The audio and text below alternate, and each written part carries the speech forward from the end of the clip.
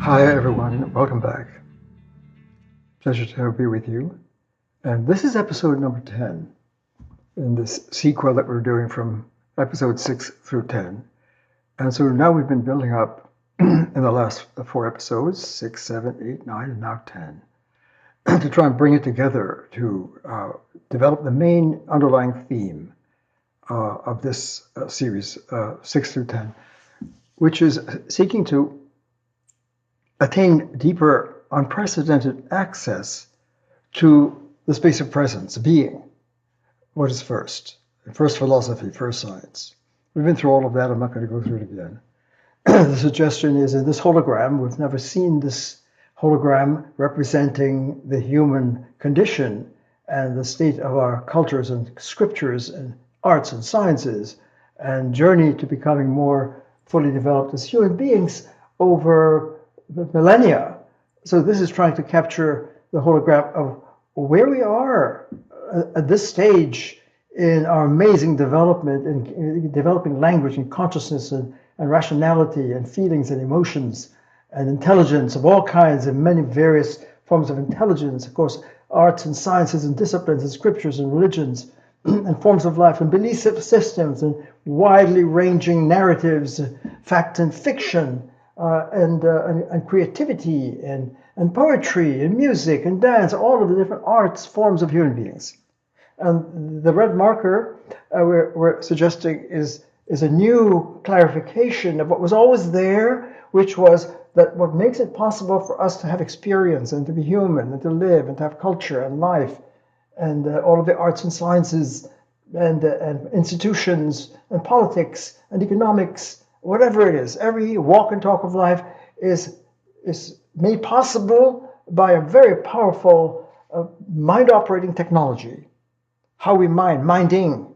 The technology is deep and allows us to be able to have the sense of a self and what is not the self, the I and the not I, and to have experience and to represent, describe reality and understand and to develop human understanding and meaning and truth and seeking the ultimate quest for understanding what is real and so forth. It's all going on in this powerful, what marked up by the red in single strokes, a very powerful technology. We've been through all of that. I'm just rehearsing to see what's going to do in number 10.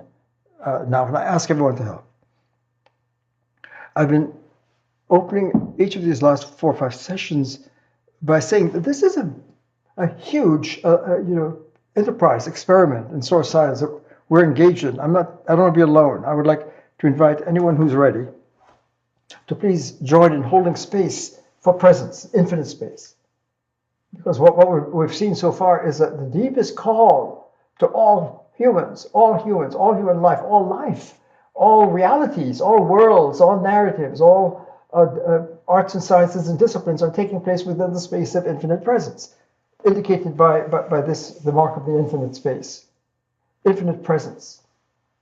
And what we've seen is that the infinite, through all our great first narratives and first responders through the ages across the planet, acknowledging that it's got to be infinite, it cannot be finitized.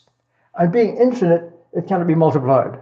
It breaks the logic that's encoded in every iota of existence and every human being. We're coded, we're source coded. Everything is. Because you can't get outside of the infinite sphere and code, the codality, the source code, rules in the full scope of realities, of all of our possible worlds and realities, fact and fictional worlds and so forth. Alternative worlds, they're all within the space. And the question that we've been investigating is noticing that our great first responders, I call them, because here I'm just rehearsing some of the major themes that we've gone through so far that we need to have in mind as I invite all participants who's ready to join in this experiment, and I hope everyone will be partners with me, collaborators experimentally in this first science, Ulam science, to say, what would it be like to surf the field of being? Is it really infinite? And if it's infinite, then it cannot be finitized and articulated in a more derivative technology. How do we access and surf in communion, in intimacy with presence, with being, and therefore with ourselves? Because if we're coded, if we're source sapiens, if we're coded by every, I'm not using religious names. I could say God. I could say Yahweh or Allah, Brahman. I could use those amazing names. I'm not laying them aside. I'm just saying we need to understand that the source is the source of all possibility. Of all first names will come out of the source. It's non-denominational. It's infinite. It's got infinite capacity, namology, name power. See, in the beginning is a word, the name, the source of all. So all names will come, all words, all concepts, all percepts, all life, all experiences coming out of the source. And so we suggested the experiment of inviting everyone who's ready to join me in holding this space and to playfully enter the experiment I've asked us at the end of 9 to think about. And I explained that this if this is an accurate representation, a hologram for the human evolutionary condition of where we are, and that is a powerful technology that has shaped our human enterprise, by and large. And yet we notice that our great first responders, because we're all being called magnetically to respond to the first. If we're on our journey, wherever we are, we're in the jurisdiction of the infinite force. It's infinitely one. We use the word unum to mark the infinite unity, and pointed out that the infinite unity has infinite diversity within it. It's infinite pluribus. The unum is pluribus. It's not first unum and then pluribus. It's originally. And what's in the beginning, it's not the beginning, because beginning words like that come from our lower vocabulary and state of rationality here, of narrative space. So it's beyond beginning or ending or anything. Presence is the infinite is ever present, and it's ubiquitous and omnipresent in every possible space. It doesn't get diminished wherever you go. Even though we humans that's what this represents in our amazing attempt to articulate reality and have emotional intelligence and feelings and arts and sciences and heart math and all of these things to try and understand and get to first, which is the first science, first responders. That if we're embedded in a technology that is proven to be derivative and therefore creating a barrier of a deeper access, how do we move from this derivative code where we're lodged as humans and a magnificent genius intelligence, because we're always being inspired and pulled by the infinite force, and so we can have great high moments to tap into this space. And those are the greatest breakthroughs in the history of thought, because at every moment you can't live without the source. So any great breakthrough where the lights go on and you have an insight, an invention, an innovation, an entrepreneur, whatever it is, it's still being held and funded by the source. So it's not a matter of taking personal credit and property rights for it. Always to acknowledge source is operative. Everyone is living under the influence, LUI. And if everyone is living under the influence, it's always there. And no one can step outside. We saw that even the most evil, depraved, pathological, a person in ignorance, the person performing or with evil intentions and ill will, and all of the things that we see as pathological in the human condition, that couldn't happen without the source. Nothing can be without being. Once we see that, then everyone's under influence. We saw that still we're always being called and tapped into this, and we can have high moments where we get into the zone, so to speak. I use that metaphor.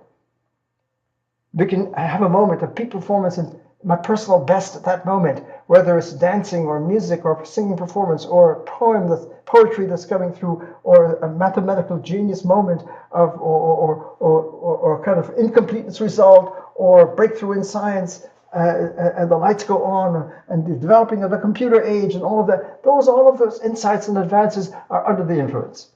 It doesn't mean that the human genius is not playing a primary role. I'm not going to diminish the creativity and courage and brilliance of the human, but all of that is being held and funded. And when we have our high moments, our gifted moments and breakthroughs in any walk and talk of life, in all possible modes of being human, the humans that have been inspired to breathe in the source, presence, to be tapping into it because it's infinitely within each of us.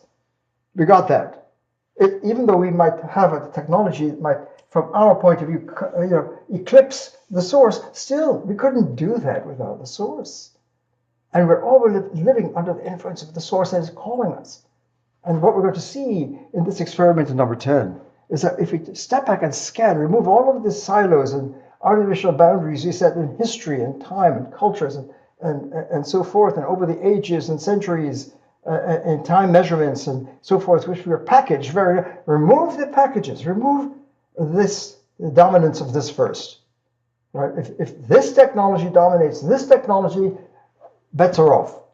And we'll see that all of the greatest moments in our human evolution over the last 2,500 years, for example, our highest scriptures, our highest philosophical geniuses, the highest artists and creativity, right, has been moving us to step back from this and move and migrate into the space of presence, which is the evolutionary maturation of our human enterprise. And a question I asked last time, so the age before this hologram become clarified, and 1 through 5, my episode gave my sharing of how over the past 60 years, as the first philosopher, seeking to understand the grammar, the language of what is first, the grammar of presence, the logic of presence, the technology of presence, that's first philosophy, and deep logic and deep ontology, the science of being, trying to get the language, the DNA of being. That led to this hologram to try and capture where we are and what's evolving, and why it is that if the unum, the unified force, and the unum, the infinite force, is presence. Presence is unum. And if you use a God name, you say God or Yahweh or Allah or Brahman, it's unum. So everything is unuming. Unum is the unifying force that holds it all together, and all the diversity is held together in the unum pluribus, and that would be the source, the technology, the fundamental dance of what is first. Unum pluribus. And if everything is under unum pluribus, and nothing can be outside of that, and if that's the code that's really in our texts and scriptures, then any of the great minds and first responders who are really trying to respond to what's first and pioneering a breakthrough for humans to see this hologram, to recognize where we are, and to see why it is so hard to cross into presence. What are the barriers that humans face in this technology when we don't see it, and the two codes are conflated? Just do an imaginative trip with me. If you don't have this separate or this, and it's just one space, wipe this clean, and we don't have this space and we don't have this space, then the codes are conflated. We don't have differential. And if this language, the language of presence, the language of source, say the language of God, whatever name we want to use, the language of Om, the language of Tao, whatever name we use for that, if that language, which is the source language, is confused and in fusion, identity, with the derivative, and we're living and privileging the derivative, then that's the age of conflation, code conflation. And with this hologram opening up in the differentiation of the derivative code from the primary code, and now we can say, now if we look at all of our great breakthrough first responders, I'm calling a first responder those men and women throughout the ages who somehow being inspired by the source, by the call of the source, were able to perform movements that will help the human situation migrate from here to here. And I'm asking all of us, who's on your list? I mean, just remove all the barriers. Don't put, Moses and Jesus, over here, and Buddha over here, and Krishna over here, and Lao Tzu over here, and Muhammad over here, and put them all in different places in different time periods and so forth, and all of the different philosophers, east and west, north and south, all of the wisdom keepers of the planet. Don't put them anymore in the matrix of artificial cages and separations that we're very used to. Remove that. And that's why I open up this space over and over. This is the ground floor. This is the source field. This is the infinite unit. It's a continuum. The unum, the infinite, is unified. You can't divide it. You can't crack it. You can't break it. You can't make atomic pieces. Everything is interwoven. So it's a continuum. The plenum is an unum pluribus, and all of the diversity is woven in fractal boundless recursive power. That's the grammar of presence. And this is the operative power, the force operating at every moment, in every life, in every moment, for every conceivable form of action and form of life for human beings. And if this is presiding, then we removed all those red markers. And so how would you place let's do the experiment now. If you had to name, so again, every human being is living under the influence of this space. There are those who are oblivious. They're even intentionally or ignorantly oblivious to this, to presence, to being, to reality, the field of being, reality. There are those who are inspired and have peak moments when they tap into this space. From wherever they are, we tap into this. And I'd like us to notice who those individuals be for you, where you sit in your experience. But there are those individuals who are really standing out as first responders. They get that designation in the sense that there's a sense in the human journey and enterprise to come into the space of high civilization, of being a full human being here, a mature human being, right? In the space, which you said, you can call it the Buddha space, the yoga space, the Christ space, the Allah space, the Rumi space, whatever name, the Tao space, the Ubuntu space, whatever, the Magdalene space, the Sophia space, right? It's Logos Sophia, yin and yang, anima, animus, whatever you like. You know, this is the plenum. The unum is a plenum of boundless overflow of fullness. It's not a black hole in the sense of it's empty. The Buddha called it shunyata, emptiness of stuff, of names, of derivative things, so that when you enter into the fundamental field, then we're in our highest form of well-being. And that looks like it blows our minds. How can I get the moral law from that? How do I get the moral law? We did that experiment before. What is it about the infinite that has to be unum, and the unum that has to be pluribus? So the unum pluribus, and everything is interwoven, and no place is not with the unum pluribus. So unum rules in every moment, and every text is going to be in this context. This is the fundamental original word. And any text that we would have back here again, we're going to come back here in a moment, any text that we have in our culture, and cultures across the planet, right, that we're reading, whether it's a philosophical text, a scientific text, artistic, or whatever it is, scriptures, if you read them here under this influence, you get one reading. But if you place it in the unum axiom, under this space, you get a very different rendering. Language here is not the same as language there. This language, which is fundamental, primary, original word, cannot be downloaded here into this. It gets deformed and distorted and dysmorphic. And you can't just use this language to access there. So there has to be an intercode transformation from privileging this derivative code, which we'll see why it's derivative, because it does fragment and polarize and separate in all kinds of ways into different systems and different ideologies and different narrative forms and different disciplines and so forth. And it keeps breaking down into profound fragmentation and silos. They're in silos, which comes from this. This is a silo maker. It's also a shredder. So to live in this space and have our lives and our cultures in the shredder is going to have to be a disaster when compared to the flow of being in the space of dialogue, co-creativity, mutual love and respect and honor. The honor code, where do you get that? Because the infinite unum is infinite pluribus, so everyone is connected with the every other, and that's all things are interwoven. What you call, speaker in physics of entanglement, entanglement is not a good metaphor. It suggests it looks as though you're tripping over, rather than flowing in co-creativity and co-arising. Nothing is isolated as a separate unity, but everything is woven in. Every concept is woven in. Every category, space, time, cause, substance, figure, texture, motion, everything is interwoven in the fractal logic that we haven't understood. And that's what the code is seeking to bring out. So in the age of conflation, we said without this hologram to see this clearly and to differentiate the source code from the derivative code, and finally to see the differential and why it is so profoundly urgent in all of our scriptures and first philosophies to go from the derivative form of life and culture here to make the code shift into the source of presence, where we can have flourishing and well-being and freedom.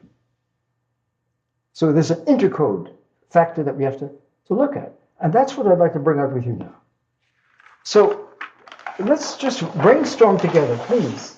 Here, we're trying to say, okay, remove all of the centuries of diversity and different traditions in different silos. You've got the Chinese traditions, the African traditions, you've got the European traditions, the Greek emergence into the contemporary Europe, the ancient, the medieval, the modern, all that. Remove that.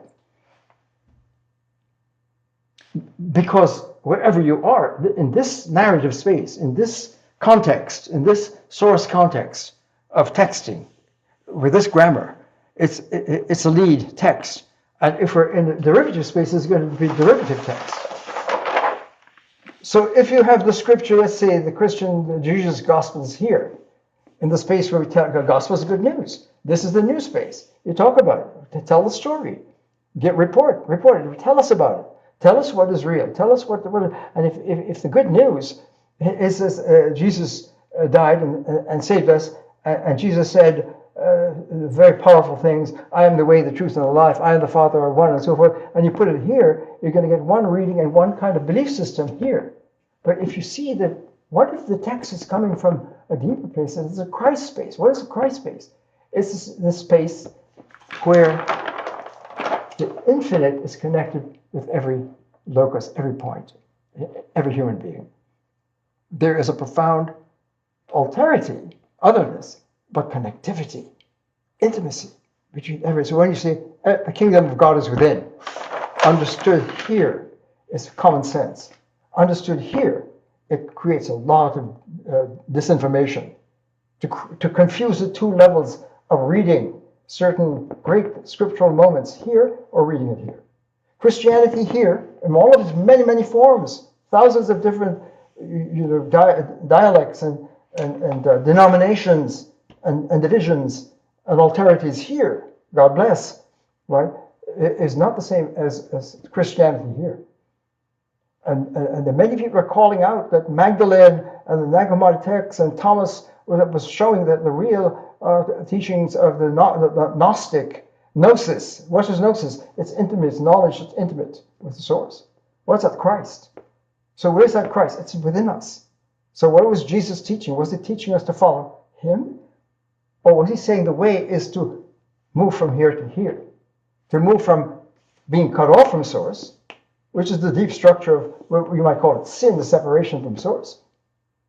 So maybe the technology that we've dominated our human condition across the planet, has a backlash of cutting us off from source, and so it creates separations and polarities and breakdown, leading to ideologies and battles and wars and all forms of violence and so forth. Even though we're able to have amazing creative moments of genius here in this conflated space.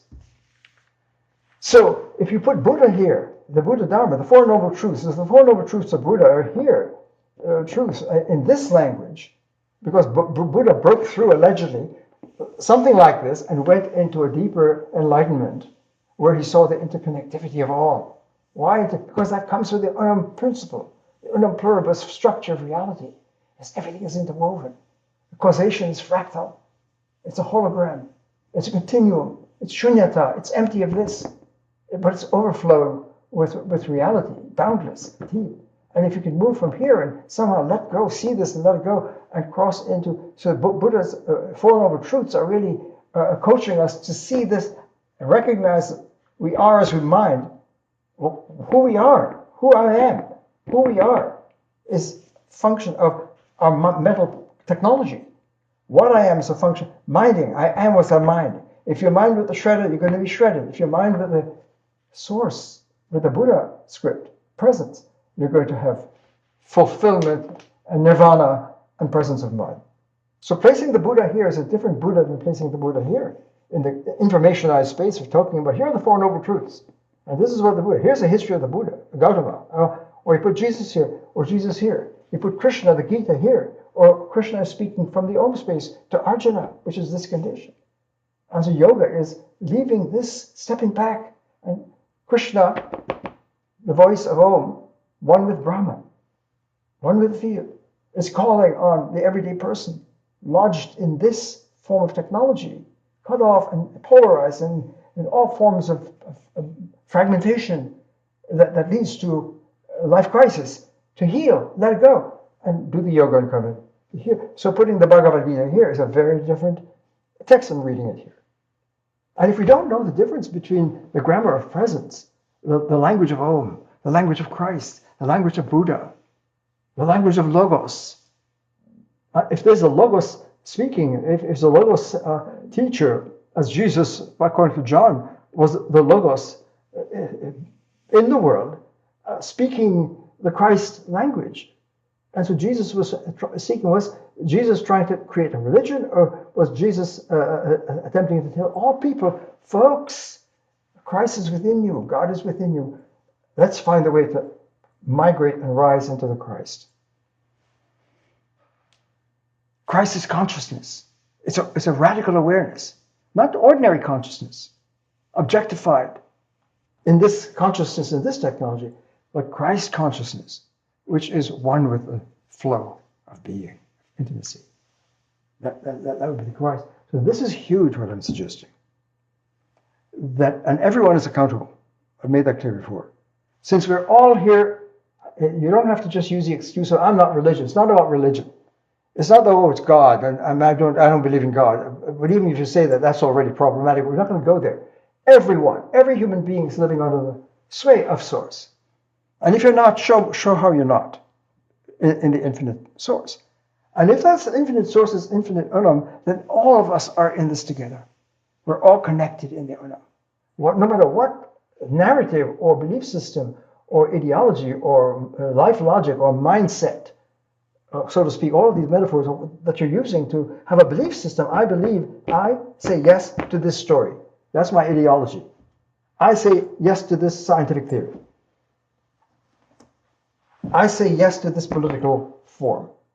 I say yes to this party ideology, whatever it is. This technology is under critique, and everyone has to account. Because the great medical teachings of first philosophy, which is science, this is extremely important. The long quest has been Vedic science, the science of what is first, whether you call it Om or Tao or Allah or Brahman or Yahweh, whatever name is used for authentically an infinite first, that is going to be a call to answer from wherever you are. So that you don't have to use religious terminology and names. They have to recognize ontology, the ground floor of being, of reality, and everyone's in the space of reality. No one's outside of it. And it's calling us as the infinite force. And everyone is accountable. Where are you? Have you seen this? Have you understood the logic of everyday life and language games and diversity and different languages and feelings and emotions and different intelligences and all that? Are you accountable for where you are? That's why I say, where are you? How would you locate yourself here? So let's do the experiment. Just to set this up has taken some time. And this is why I'm going to have to do another sequel from 11 to 15 to develop this in great detail. Okay, so in a way, this number 10 is bringing 6 through 10 to a kind of place where we see, okay, if this is real, if there is a source science, let me finish that thought, please. If what we have here in the derivative space, even though we call it truth, my belief system, I take it to be true. Whatever I affirm, yes or no, to be true, my story, my belief system, whatever you want to call it, my narrative I believe in, or multiple narratives that I take to be true. Truth here is conditioned by the derivative code. Truth here, scientific truth, religious truth, personal truth, emotional truth, psychological truth, all truth, whatever truth is here is conditioned by the technology that's being used. And the ultimate technology is not a technology like internet or anything that we use the way here to call technology. The ultimate technology is a source code.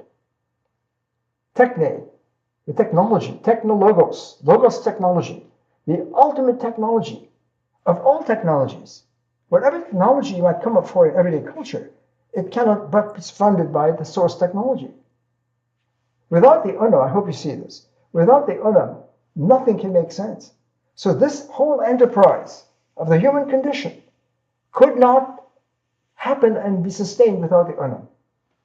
It's unam all the way. Without unam, I've been trying to show that, in 1 through 9, that unam pervades all life and all experience and all facts and all events and every unit and every mathematical ratio and every rationality, ratio, measures, judgments, all of that, beliefs, nothing, language, meaning, sense, nothing can be without unam. Please do the experiment. Take this away experimentally.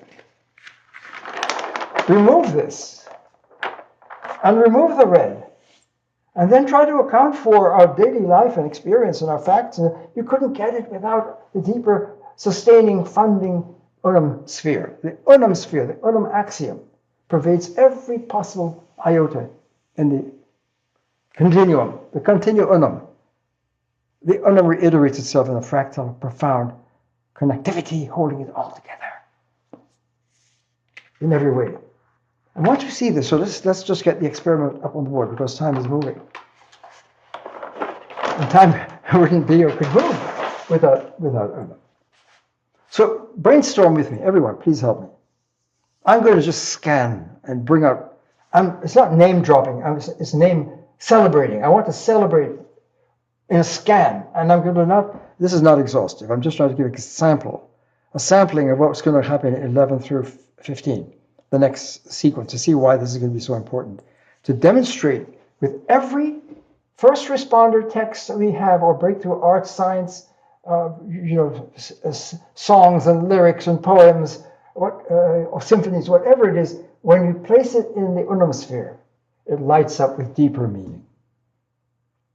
I'd like to demonstrate that. So, since everyone across the board, across all cultures and worlds and religions and arts and disciplines, please, I can't bring them all out. I'm not going to, but I'd like to scan it and get some samples. And you do this with me, please, everyone. You make your own scan. And then the question I want to ask us, all of us, together, and I'd like your help. If you were on a committee to decide who amongst the people we revere, the men and women of the ages, the artists, the scientists, the mathematicians, the brilliant mystics, whomever you have in the list, across all our cultures and worlds, which one of the first responders responding to the call of first have performed breakthroughs that would help us see this and cross into it and actualize it? If there were a prize, if there were an unam prize, let's play a game. We have many prizes of human beings, many medals and prizes and awards and trophies. And we have the Nobel Prize for very amazing gifted performances in the human. And a committee decides a Nobel Prize. Great, beautiful. But what if there were a prize awarded to the greatest minds and genius of our scriptures and our philosophies and arts and sciences and politics and moral leaders and so forth, men and women across the ages? If you had to give a prize, let's call it the unam prize, the source prize, the logos prize, the Sophia prize, or since it's global, you can call it the Globel prize. Let's play. Who will get not just the Nobel, but the Globel? Let's play. Who will get the prize? Meaning what? This gifted person was able to bring through a teaching that has helped humanity to take another decisive step towards the space and outside of this. Which of our most gifted, first responders, responding to the first, have helped us, men and women, to see something like this and to make the move from the derivative code to the primary code, whatever you call it, to get to the field of being, to the presence, to human fulfillment, to intimacy with Source. And how would you articulate that when you award that Unum Prize? So I'm just going to, and this, as I say, I'm not going to do it now. We need a whole series. I just want to set this up and get us all excited. And I'd like everyone to make your own list and make your own determination in your life. Was it an artist? Was it a song? Was it a dance movement? Was it an athletic achievement? Was it a political speech? Or what was it a great moment of sacrifice and victory for truth or justice? Or human rights and political rights. What is it that speaks to you that you would say, I would award these individuals, these artists and scientists and so forth, the Unum Award? Source science. Because remember, we're saying that this is science. First philosophy is science. The ultimate technology is the technology of presence.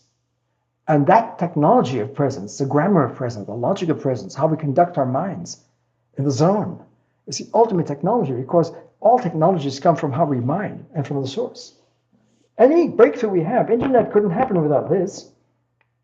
Electricity, without that. Aviation. Pharmaceuticals, not without that.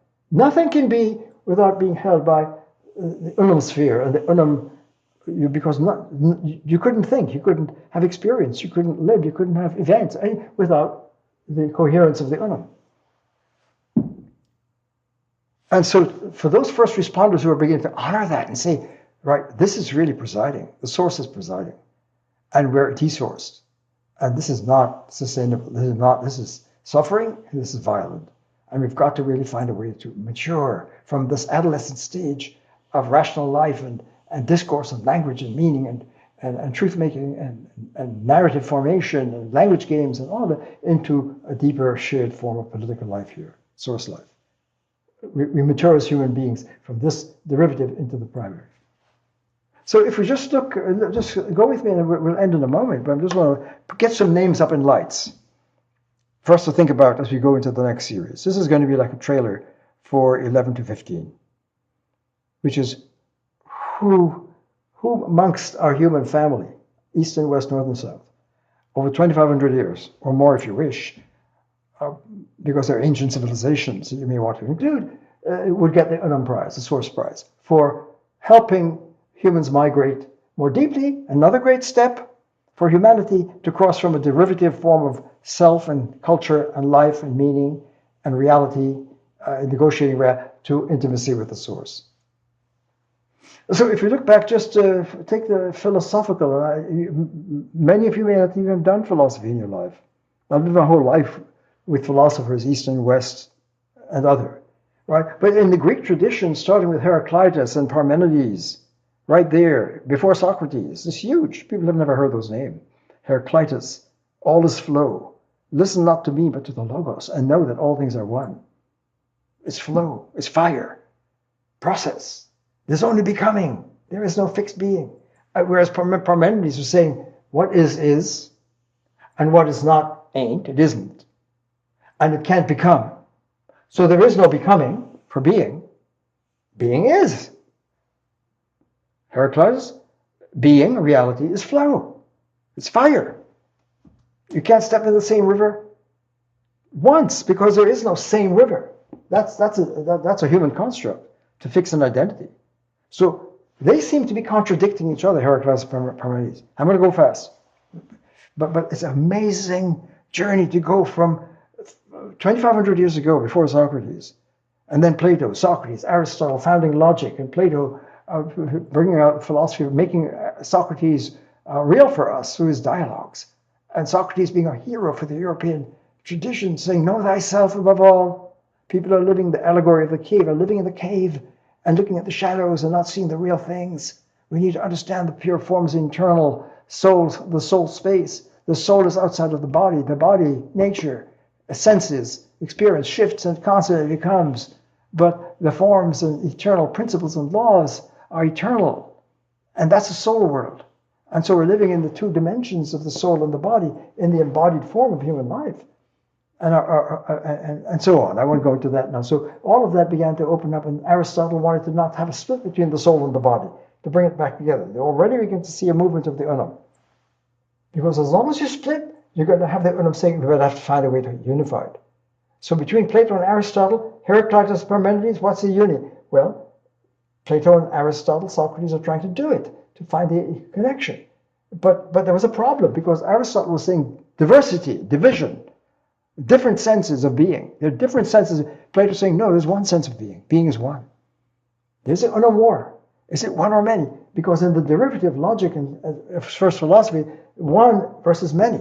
If one's saying becoming, then it's not being. If it's being, then it's not becoming. It can't be being or becoming, it's one or the other. How do you find the connection? Can being be becoming? It doesn't make any sense. Why? Because the technology divides and has a binary opposition. And so we're going to try and find, whenever there's a split, you're going to try, this is going to haunt it, and saying, how do you solve it? If you've got different worlds, if you have materialism, which says matter rules, and the other one, idealism, mind rules, is mind or matter, are they different?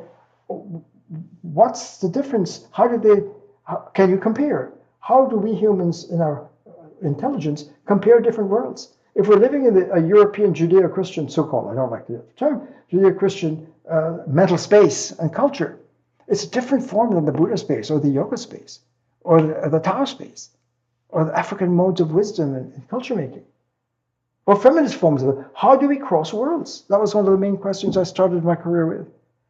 We're worlds apart. We live in different worlds, different mental spaces, different mind maps. Why are they maps? Because of the unum. And so in the materialistic language, it's not the same as the language of mind. Mind is primary. Idealism, not materialism. Matter rules. No, mind, consciousness, spirit rules. Those are very different worlds. And whatever makes every word in that language of matter is different from a word in the language of spirit. They're worlds apart. So how can we compare them if they have no common ground? How is it possible to be in a European, let's say, because that's already highly diverse, mindset with all this diversity and enter into the Buddha world? It's a different world, it's a different language. Can we cross into that? How? How can we cross worlds and translate?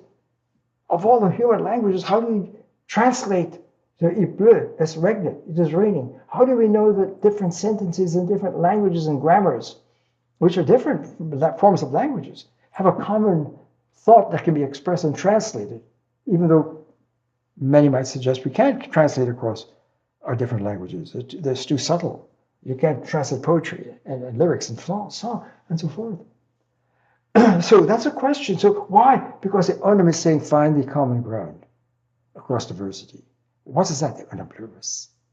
So I'm suggesting that when you begin to look at this long lineage from Plato, Aristotle, Socrates, and all the way fast forward in Neoplatonic, St. Augustine, you go forward in St. Anselm, you go forward as Aristotle's philosophy comes through the Arabic sources into the European seed, and St. Thomas Aquinas uses Aristotle's grammar to understand and recast the Christian theology, and it goes off to Descartes, Spinoza, Leibniz, Locke, Berkeley, Hume. Locke is saying, I don't buy that rationalist stuff that Plato gave us in rationalism. I want to start over with the senses at first. The mind is a tabula rasa. This can be a tabula rasa, a blank tablet, which is not the same thing as a tabula rasa in this.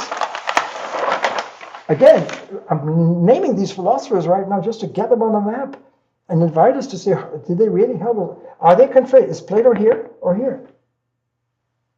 Is Aristotle here? Is Descartes here? Descartes will seem to be a pivot, but if you read Descartes here as a meditation on first philosophy, as I suggest, you get a very different, profound Descartes, a missing Descartes, than if you put Descartes here, who raised the question of doubt and stepped back and discovered the I am. Remember, it was a meditations on first philosophy. He didn't say predications on first philosophy. He was going to meditate on what is first. Descartes was. Brilliant work.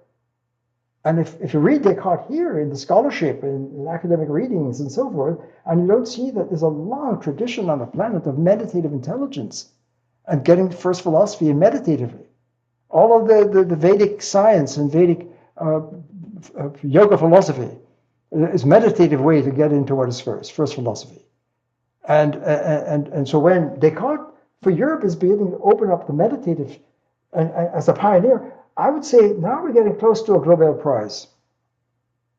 Descartes seen this way as not clearing, bringing out this marker, but saying there's something here that can be doubted. Everything in my life can be doubted. My whole culture, mind, world, everything I have here, I'm going to step back. That's a huge moment. And then it goes, I am. What I am, I don't know, but I am. And that opens up so if you put the I am here, you get one Descartes. But if you put the I am here in the meditation on first philosophy, because he had a profound dream in his younger year that he'd find the missing grammar, a universal grammar. Characteristica universalis, a universal grammar, a language, which is what we're talking about here. Is there a grammar for what is first?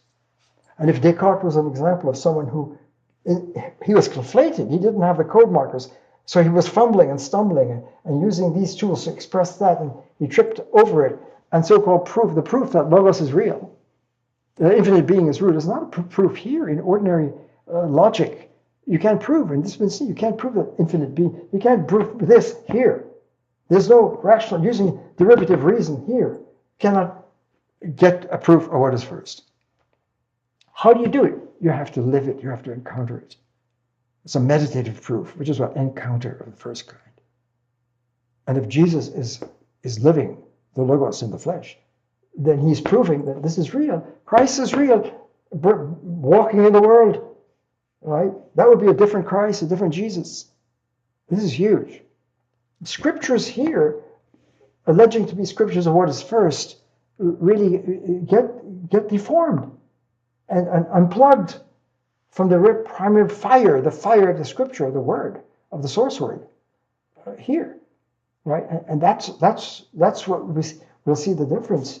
So continue, please, the experiment. I mean, every name I mention can be played here in this language, or placed in the source context of meaning, source meaning, and it lights on fire.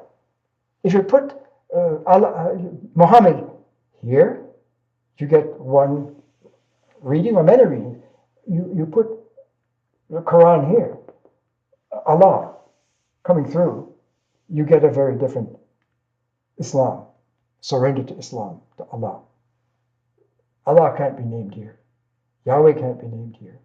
God, Shunyata, Buddha Dharma, Tao, Om, can't be named here. That's been echoed. The Tao that is named is not the Tao. Lao Tzu. I'm dropping names now to show where are you placing these great texts and scriptures. Scriptures here under the sway of this form of processing, mental processing, right, is not getting at a deeper script, the medical transformative power of getting the script in the unum sphere, the unum axiom, which is, the unum is funding this, but it's also funding this. The unum is funding the source presence, but it's also funding any possible technology. Internet, cyber, quantum computing couldn't happen without source, for example. So all disciplines, all art forms are being performed in a certain human space of discourse and language and emotions and feelings and poetics and so forth. And so if you place a song here, you get one reading.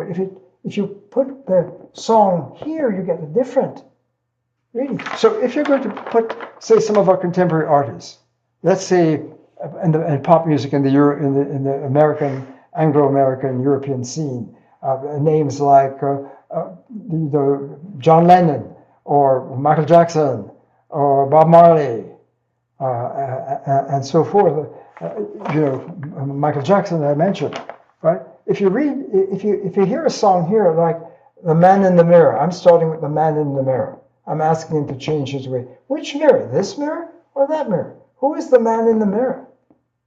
Or the song "We Are the World." Which we? This we? We are the world? We're going to find one another, or is it this? We are the world. We are the children. We are the ones who will have a brighter day. So let's start giving. Is the song calling us here, or John Lennon? I'm taking everyday examples that are more accessible and inviting everyone to think about this. Think about the lyrics and songwriters, men and women, who are brilliant artists who are singing songs, singing their heart out, and you can hear it, the lyrics here or the lyrics here. You can hear their voices here or listen to their voices. That moves you into your heart, into the source. So in Marley is singing in the redemption song, we've got to end the mental slavery. We've got to end. What does it mean? What is the mental slavery? It means that we're not free. We've got to really to move into a deeper freedom. So the John Lennon's Imagine song, when he's singing, imagine there's no country, imagine there's no heaven. It's not hard to do. You may call me a dreamer, right? But I'm not the only one. What is that song imagine? Is it imagining here and staying here? Or is the imagined song and lyrics in that poetic song in saying, imagine leaving all of these constructs that are dividing and separating us, religions and belief systems and heaven and hell, all of these structures in this world. Imagine going into a deeper space where we can flourish. I'm just giving examples. So many beautiful, powerful female artists, Aretha Franklin, speaking about respect. Respect here, but there's also a deeper form of respect for the woman, for the person, personal interhuman respect. Or so many songs about boundless love. Celine Dion singing The Heart Will Go On, the theme from the Titanic. Facing death, I know our hearts will go on. Well, where is that coming from? It's really tapping into the unum space of life and immortality and transmortality of love. Love is here, but the love can take us deeper. I'm giving examples. So I'm going to wrap this up. And I hope you'll join me in this experiment when we start the next series, 11 through 15, where we're going to try and answer these questions. Let's go from Plato and Aristotle, Heraclitus, Parmenides, all through the ages. Descartes, Spinoza, Leibniz, Locke, Berkeley, Hume, Kant, Hegel, Nietzsche, Frege, Russell, Wittgenstein, Husserl, existentialism, Sartre, Heidegger. And Heidegger, in his latest mature philosophy, is saying, wow, there are two kinds of thinking: technological, calculative thinking, and meditative thinking. And we're meditative beings. That's a high point of his life. In his inaugural address, Heidegger. We're meditative beings. And we're blowing it by the dominance of calculative thinking. He's beginning to see that, in his mature career. Or we can go from Buddha, the breakthrough of the Four Noble Truths, which were here, and the centuries of evolution of Buddhism. Why does it evolve and split into the Hinayana and Madhyamika tradition of Buddhism? And then you get Nagarjuna, the great analytical logician, who saw that the single bracket collapses. Does Nagarjuna make it into the Nobel Prize, the source, Unum Prize, by showing as never before?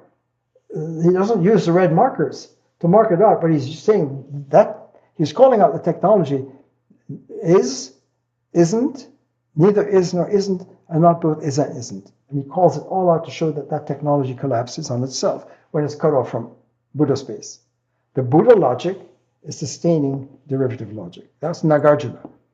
And it goes on through into Tibet and Nepal and China, Chan Buddhism, Pure Land Buddhism, Japan, and then centuries later in the Kyoto School of Zen, you've got Nishida, the founder of the Kyoto School of Zen, trying to get the logic of emptiness, the logic of Basho, which is implied in Nagarjuna, but not yet. And Master Dogen, medieval, brilliant leader in the monk, teaching the monks how to manifest the moment. Our minds manifest, actualize, Shobogenzo, actualizing the moment. We are going to follow that and say, what's moving that? Why? And why did you move from Aristotle to Kant and to Hegel? Why is Hegel saying Geist moves history? All moving to Geist, infinite spirit. After Kant left us with a split between noumena and phenomena, and the moral life agency in the pneuma. This is a technical point, so I'm just giving you a quick flash right now. This is just a flash. And it's highly selective. These names that I'm giving, I don't want to appear, the academically philosophical, the academic canonical texts from early Greek philosophy all the way to contemporary postmodern texts of Jacques Derrida. Where was Jacques Derrida in showing that in his brilliant grammatology, and trying to get at the grammar of language, or the origin of language, that it's not unity, it's diversity. The alphabet, diversity is first. Pluribus is first. Difference, différence. Vive la différence. He showed that difference, not identity. He was using the logic and trying to deconstruct it, but he was conflated, I suggest. But if you see that what he's trying to get at, being called by the unum, he's right. He helped me to see that, wow, unum is pluribus. And Jacques Derrida was tapping into that here.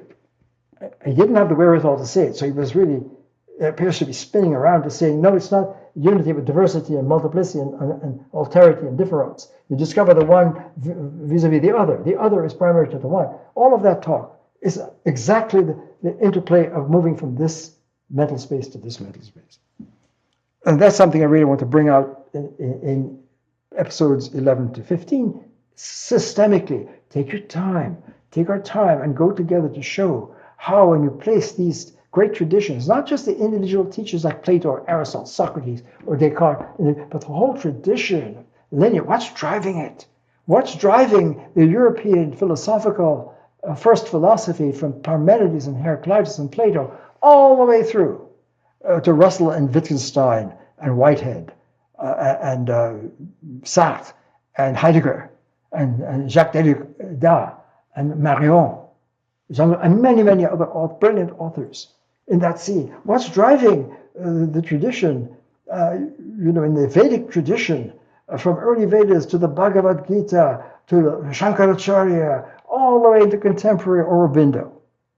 What is the unum driving and calling the dialectic of unum, the dialectical flow that would lead to the early Vedantic teaching? Something is missing. So, and let's look at the Christ example.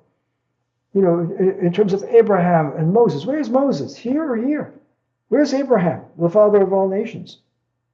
And where's Jesus? Is Jesus here? Is the teachings of Jesus here as news and gospels and learn the news and believe in it? Yes or no? Or is it tapping into the source, the Christ, which is the communion with God, which is the fundamental structure of reality? And the Christ is before any historical Jesus. So if Jesus is bringing the Christ through to humanity, it doesn't mean that Jesus equals Christ. He was Christing, and Magdalene was Christing, and saying that the main teaching was not to start a religion with doctrines and belief systems and so forth, but to have direct access, because we all have direct access. We're all coded with the infinite presence. And the greatest thing we can do is to tap into that presence within us. That's yoga, that's Buddha, that's the Bhagavad Gita, that's Christ, that's Muhammad, that's Rumi, for example, is picking up on that. I'll meet you in this field. To see that the call of Islam is going to lead us right into the depth of presence, divine presence, and unity. And Ibn Arabi and so many different mystics. I'm going to wrap this up.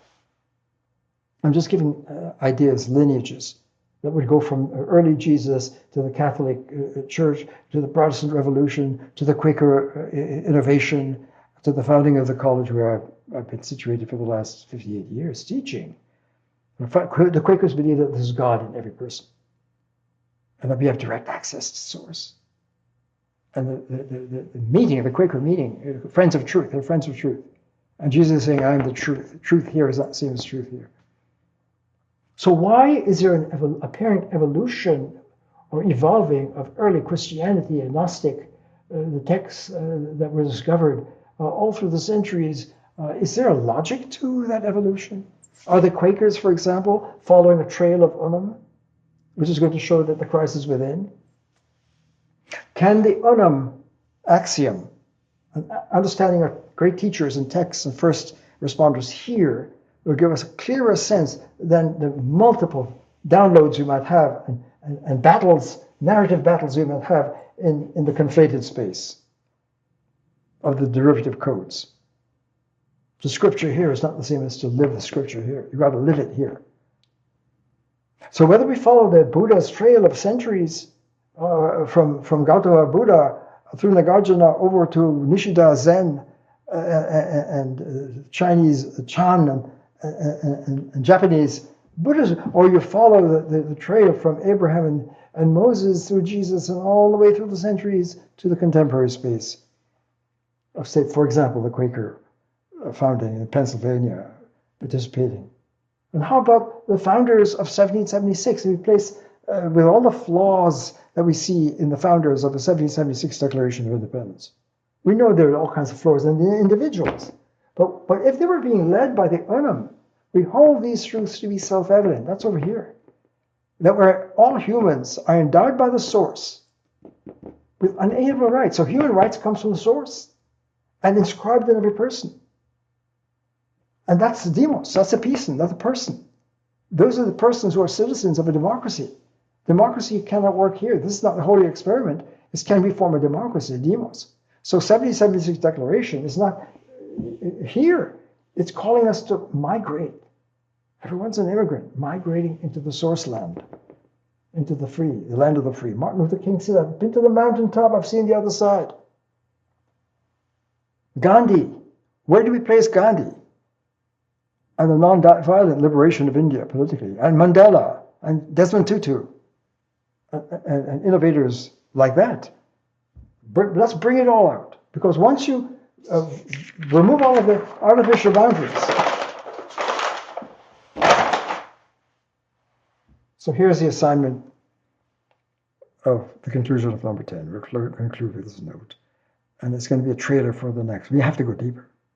And I'm trying to give you a sense of when you look into all of these and start to map, put them in. So please, everyone who's participating, join the experiment. Where would you place the names? Anywhere, not in any silos. A great text that moved you, a great song, a great poem, a great performance of any kind, an operatic singer, a Pavarotti, for example, just to mention one of the great voices, or a composer, or music across the planet, in all cultures, brilliant music that touches the soul. The raga, Ravi Shankar, the drum, the tabla, can move us. For example, African music and drums and contemporary music is filled with such genius. Men and women whose voices are being called by the source in the zone. It's brilliant to see it. So scientific breakthroughs, all the great sciences from Bacon, Galileo, Newton, Einstein, and beyond into quantum mechanics, Schrödinger, and Bohm, and all of the different Higgs, and all of what's going on there. What's driving physics, theoretical physics, towards in the beginning of the black hole, the universe is expanding, an infinite black hole, and superluminary velocity, and wave or particle, all of that stuff. I'd like to go over that because it's all under the influence. Our greatest scientific gifted minds, is it genetics? Is it the genes that are programmed, or is it epigenetics? So going from that typical move, is it the individual? No, it's a system. That's another move that's taking place in the everyday place. You've got the whole holistic thinkers. We'll talk about that within the conflated space. Either it's the individual. No, it's the individuals. It's a system that's controlling. That's a clear move that's been made over and over, so you can see patterns. When you go into the Unum sphere and look at the amazing unfolding of the drama across all fields and walks of life, I'm inviting us to open it all up. Medical breakthroughs. There's an unfolding that's following an Unum axiom. It's holding it together and calling it and funding it. And we're now able to unpack it. I'd like to do that with you in the sequel. So join me, please, in thinking about this in the space of presence, the grammar of presence, the language of presence, the logic, the science, source science. Because now the crisis is not a matter of opinion; it's a matter of source science. Christ understood here is not iffy; it's built into the unum pluribus structure of the infinite being funded in every particular being that could be is going to be coded. They're all coded. That's the kernel of the Christ woven into the structure. That's a Buddha. That's the Buddha Dharma. All beings are interconnected. That's a yoga. That's a logosphere. That's a human community. So the end of the age of conflation, the code conflation, now that we have the code, and we can now see the difference between reading in the derivative code or reading a great moment in human breakthrough, into the unum, and helping the human family mature out of the place of separation and suffering and fragmentation and violence and the failure of meaning into a more meaningful blossoming into the space of nirvana, or heaven is at hand. This is heaven, and it's at hand. It's well-being. It's flow.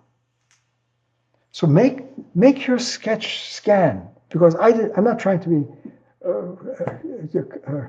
comprehensive. I'm just scanning. I know there's so much I'm leaving out, and I turn to you to help me bring in the brilliant men and women across the planet in different fields who have really contributed to helping the first responders move into a deeper space, the human family, into our liberation, freedom, and well-being. So I'd like to close this episode 10 with the sense that the source code pervades all life. The unum code, the unum axiom, reiterates at every possible moment in life. And we've been trying to get that on the board and to see the age of conflation before we had the code shift, the code differential, and now a new frontier of the age of presence. We're entering the age of logosophia, the age of presence, whatever name you would like to use, right? The age of source life, regaining access to source life. That's exciting. And so I invite all viewers to put down the names that speak to you, to whom you would give the Unum Source Prize for their contribution. I call it the Globel Prize. And for example, does Jesus get it? Why would Jesus get it? Moses? This is serious. A great revered teacher. So Socrates get the prize, Unum Prize. Plato.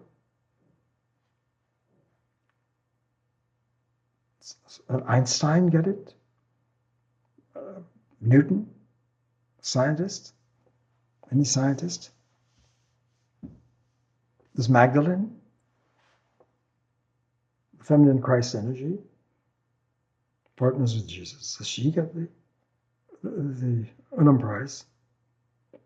Kuan Yin, whatever name for the feminine Sophias of the planet, who have helped humanity to embody the wisdom. That's what philosophy is. Philosophia is love of Sophia, love of the feminine embodiment. And that's the embodiment in the space. The Logos Sophia, using the Greek analogs. So please work. I'm giving you homework. Homework. Put down some names in the space of presence and ask, in what way, to whom would you, for you, recognize as taking a clear, decisive step from a derivative human condition to the source life, the primary human condition? And who amongst the humans would Buddha be there? Would Lord Krishna be there? I'm picking up some names, right? Would Descartes be there? I was suggesting Descartes is doing something. I'm thinking he's going to be getting that source prize. I'm being quite controversial, obviously. Who will get the source prize? Which political, does Martin Luther King get it? Does Gandhi get it? Does Mandela get it? And the many men and women here, political heroes that we have that showed courage to bring us to freedom. So thank you for staying with me. I hope you stayed with me. And I hope you'll join in this collective experiment, because I'm saying, let's do this together. We're in this together. And this is an experiment in first science, first philosophy. And let's see if you could carry this out and pick out the names. And that will help us tremendously when I resume the sequel to, this is sequel 1. 1 through 5 is the original. This is 6 through 10, sequel number 1. Sequel number 2 is going to be Okay, let's see across the planet who amongst our first responders took decisive steps to help us see the hologram that is before us, and to understand the intercode transition from this derivative code and technology of consciousness to the ultimate technology of all technologies, which is how we're using our mind in the zone. Which of our, great revered men and women across the planet have really helped us see this code shift and to find the technology of moving from the derivative code life into the source code to make the code shift, which is wisdom. Because on our conclude on this note, we've reached an age, a global age, now that we didn't have earlier. Certainly not 2,000 years ago, 1,000 years ago, 100 years ago. We have now, with all of the technologies, a global space of all of our cultures and worlds across the planet. And all the many different wisdom, teachings, and enlightenments and scriptures. We have a wealth of alternative scriptures. So anyone who alleges, here's a challenge for everyone who is alleging to be a self-help life coach, a guru to the people, trying to speak of awakening of any kind, or human transformation, human development, all of these different ways of these narratives, and to give advice to the people in best-selling books and podcasts, or whatever it is, to present wisdom and enlightenment and so forth. If you do not face the code issue, then you're delivering informationized version of whatever life coaching or self-help or your awakening teachings to the people.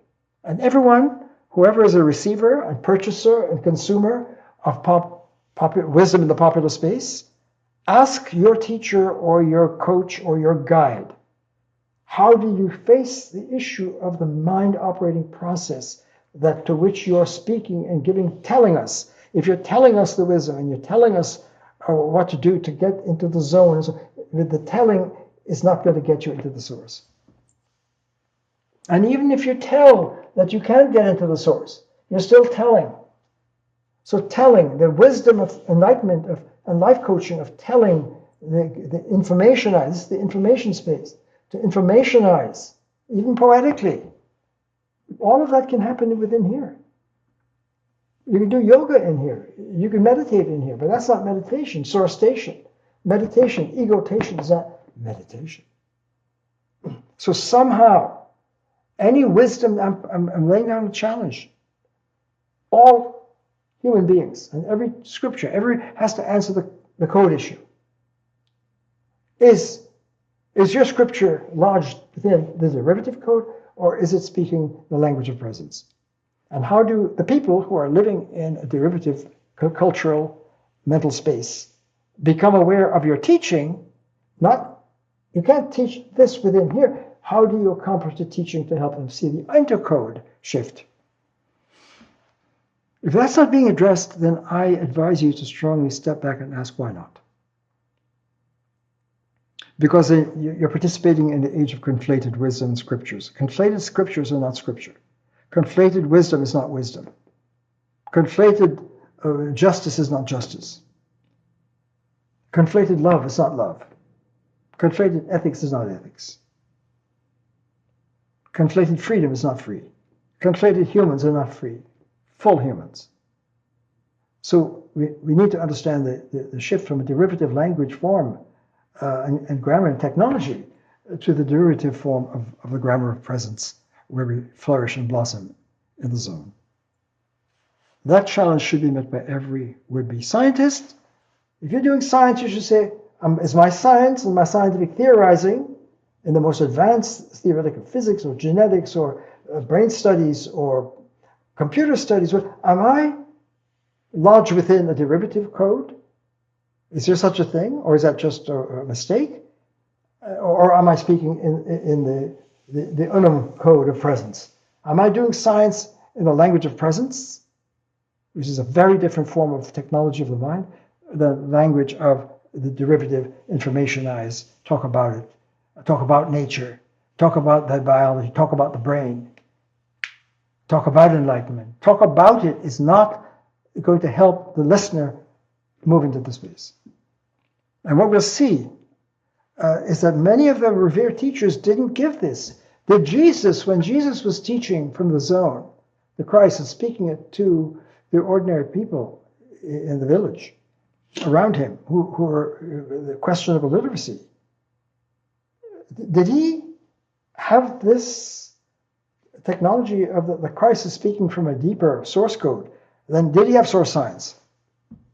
He may be speaking it. I'm not questioning the legitimacy of the speech, but was he able to recognize that he's got to help the people see this if they're going to overcome the separation and understand the sacrifice of moving into the Christ, to realize the God within us, that the kingdom of source is at hand?